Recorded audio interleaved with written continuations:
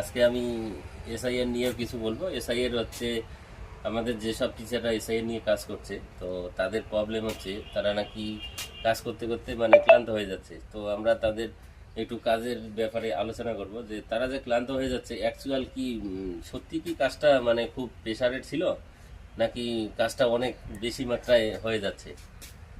এটা কিন্তু মানে যা আমরা বিশ্লেষণ করে দেখতে পারলাম যে কাজের অতটাও প্রেশার নেই, যে কাজের যে পরিমাণ সেটা সত্যি খুব কম।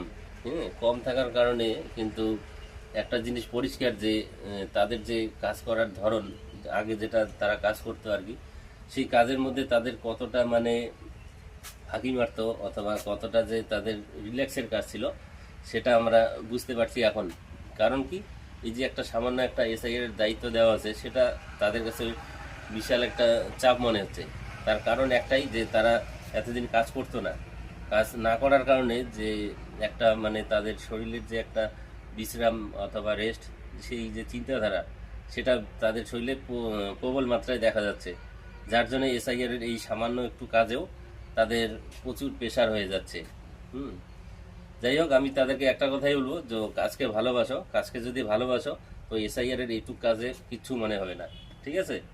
তো আমরা চেষ্টা করব যে যারা এই মানে ক্লান্ত হয়ে বেসরকারি কোম্পানিতে কাজ করে তাদের পরিশ্রমটা যে কী রকম হয়, তাদের পরিশ্রমটা মানে এদের সাথে তুলনা করলে তাদের 50%ও এদের কাজ থাকে না, মানে বিএলওদের কাজ।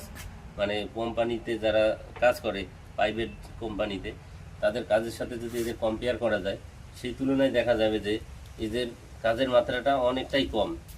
তাইলে কি মানে ওই প্রাইভেট কোম্পানিতে যারা কাজ করে তারা মানুষ না?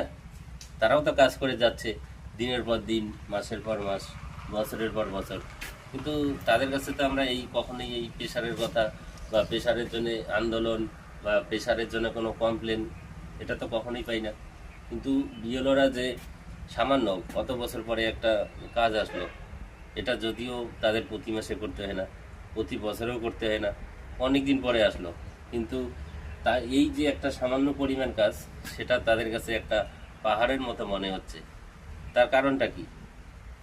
তার কারণ এটাই যে এরা কতটা রিল্যাক্সের মানুষ, কতটা রিল্যাক্সে থাকতে পছন্দ করে, সেদিকটা তা বোঝা যাচ্ছে যে এরা কতটা রিল্যাক্সে দিন যাপন করে।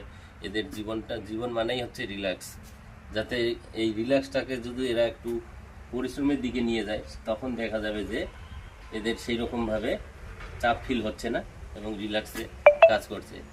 তো এখানে দেখা যাচ্ছে যে আমরা একটা জিনিস তুলে ধরবো, যে সমস্ত বিএলওদের কাছে কিন্তু